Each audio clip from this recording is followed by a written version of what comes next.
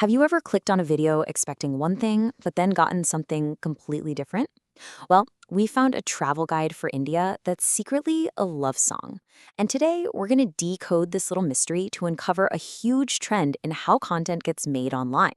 So check this out. On the left, you see the video's title, 5 Best Places to Visit in India this Monsoon. Seems pretty straightforward, right? You're expecting some travel tips, but then you look to the right, and that is the entire text from the video's transcript. And, it's definitely not a list of places. So that brings us to the big question. What on earth connects a travel guide to what looks like some kind of romantic, poetic lyric? Is this just a mistake, or is there something way more interesting going on here? Let's dig in.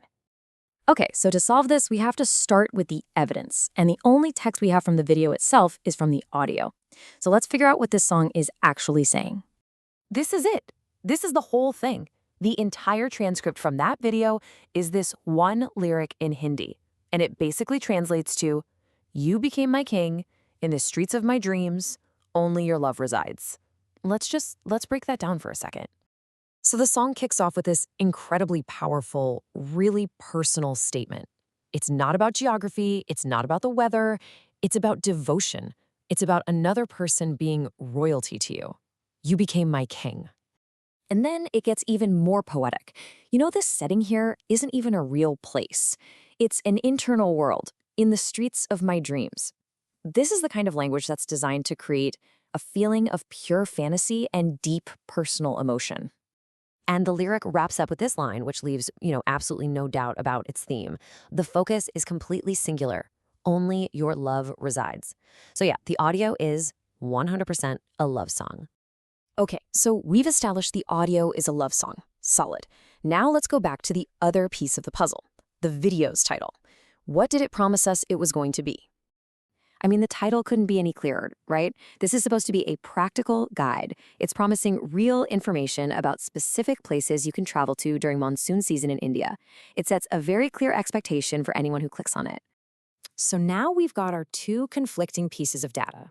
The practical promise of the title versus the romantic poetry of the audio.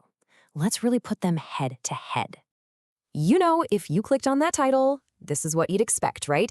Details on where to go, tips on what to pack, how to get there, useful, practical information that's actually going to help you plan a trip. But this is what you actually get. Instead of practical advice, the audio is delivering pure emotion. It's all about love, dreams, and devotion.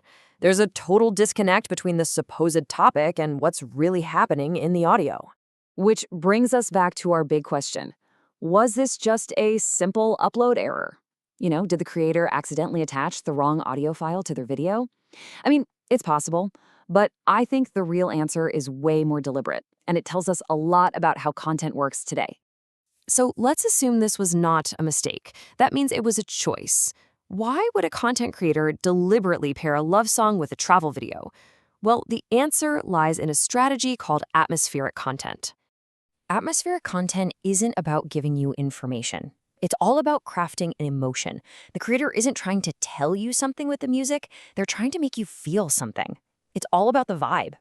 See, the goal here isn't to educate you on monsoon travel. The goal is to make you associate the visuals of monsoon travel with all those feelings from the song: romance, escape, dreams, wonder. It's about building an emotional bridge directly to you, the viewer. This breaks down the creator's thought process perfectly. Step 1, pick your topic, monsoon travel. Step 2, decide what feeling you want people to have: romance, wonder, escape. Step 3, find a soundtrack that delivers that feeling instantly. And the results? A video that doesn't just show you places, it makes you feel what it might be like to be there, almost lost in a dream. And this one little video, it's a perfect example of a much, much bigger trend. This isn't just a one-off thing. It's a primary strategy now. So, welcome to what a lot of people are calling the vibe economy. And this gets to the core idea. We have entered an era where the mood, the aesthetic, the vibe of a piece of content is often valued just as highly, sometimes even more highly, than the literal informational stuff inside it. Success is measured by the feeling it creates. And that's really the big takeaway. The product that's being offered in millions of videos and posts and stories online, it isn't just the thing being shown. It's the emotion that's attached to it. We're all scrolling through a marketplace of feelings. So I'll just leave you with this question. The next time you're watching a video or just scrolling through your feed and something really catches your attention, just stop and ask yourself, what are they really selling me here? Is it a product or is it a mood? The answer might surprise you.